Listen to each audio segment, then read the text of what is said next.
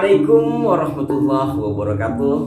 Salam jumpa, salam sejahtera untuk Anda semua para pemirsa Aras 9 Siji Besi Aji.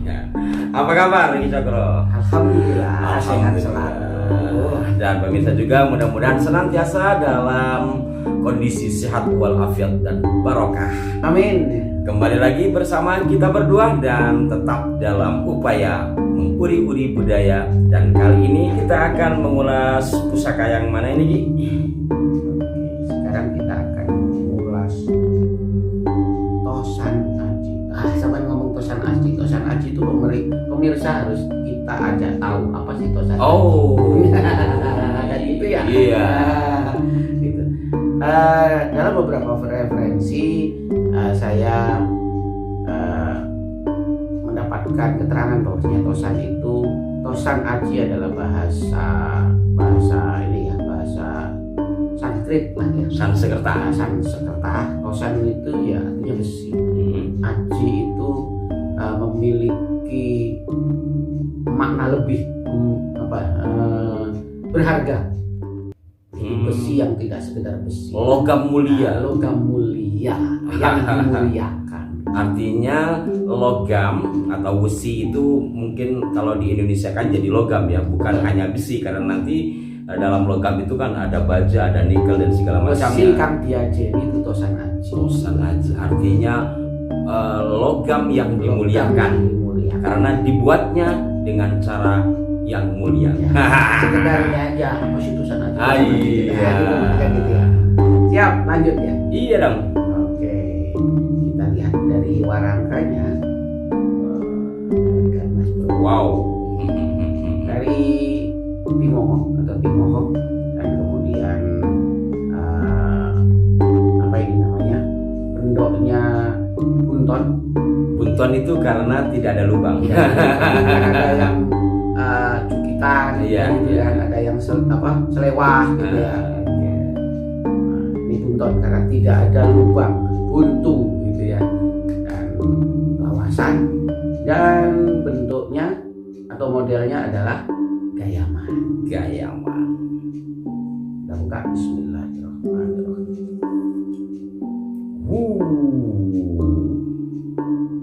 Berat Lihat ya. Para pemirsa, selain saya nanti akan kasih stok shoot, juga ini bisa dilihat betapa detail bilah yang besi. Besi itu apa? Saya ikut-ikutan sampean aja. Baik, kita coba sekarang babar satu persatu. Sebagaimana umumnya kita akan mengulas dari sisi dapur terlebih dahulu. Dapur bahasa umumnya adalah rancang bangun atau model. Kalau cowok Inggris sih ciri wanci. Iya. Ya. Oke, model atau dapurnya terlihat lajar ya atau lurus. Lurus, bilah lurus. Bilah lajar, wilah lajar atau bilah lurus. Lalu kemudian Apa gandek ya? gandeknya lugas. Gandek Masuk. lugas. Masuk. Gandek ini para pemirsa, Ada belumbangan kecil. belumbangan ini ya, Tipis di lubang atau ada yang disebut pejetan. Pejetan. Ini memang kalau tidak diraba tidak terlihat biasanya. Betul, kadang di kamera Tidak begitu tampak. itu tampak. Maka harus diraba. Terus ini masuk tikel alis atau apa ini? Masuk. Ya. Masuk Yang tikel alis. tikel alis itu adalah apa namanya, ornamen menyerupai alis lah kurang lebih. Ya. Betul. Jadi kalau seumpama ini tidak ada cekungan yang namanya tikel alis ini, masuknya brojol. Brojol. Nah, tetapi karena ada tikel alisnya, maka disebut the tilam. Tilam itu kalau tidak salah apa namanya, permadani. Betul. Lemek. Karpet ya. Iya. Oke. Terus kemudian masuk di pamornya. Pamor bergaris-garis dan nyata, tebal. Iya. Jadi kalau diraba begini ini apa ya, muncul gitu, Iya, ya, iya. berdimensi begitu ya. Iya.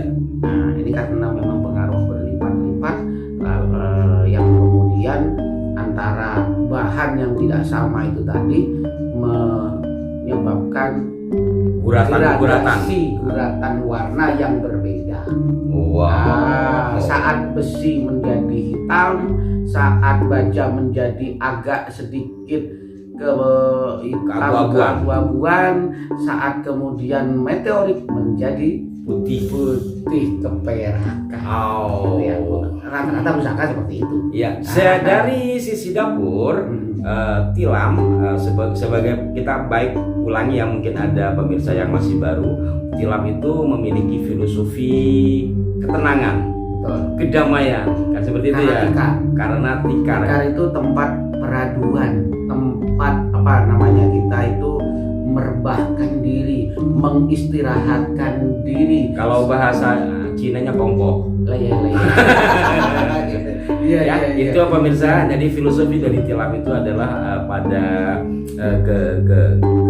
keindahan, kebersamaan, artinya ketentraman ya. Mendapatkan ketentraman dan tempat yang tenang, daerah yang nyaman untuk kita tinggali. Kalau kita di dalam rumah tangga ya agar rumah tangga kita itu situasinya nyaman, adem, arahnya pada perdamaian. Kalau kita mungkin simpan misalkan di tempat usaha ya biar semua yang ada dalam tempat usaha kita itu menjadi tim yang adem, ayem, nggak berantakan, solid, kompak. Itulah falsafah tilam. Kemudian kalau dari sisi pamor ini ada beberapa guratan yang memuncak ke atas, kemudian ada lagi di tengah. Mungkin sepintas tadi saya melihat kok kayak junjung derajat gitu. Betul, kayak junjung derajat atau ujung gunung. Ya. Jadi ujung gunung kayak gini juga ya, tapi pasti ada perbedaan. Iya betul. Dan perbedaannya itu memang kalau kita tidak meneliti secara seksama dan dalam tempo yang agak lama, ya betul.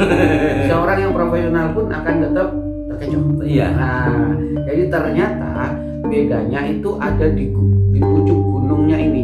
Jadi kalau pucuk gunung itu garis-garis ini simetris menuju satu arah sampai pada akhirnya ke puncak bilah ya. Ya, jadi membentuk sudut gunung itu hanya ngumpul di atas ujung. Nah, tetapi begitu disebut Rojo Abolo Rojo karena apa?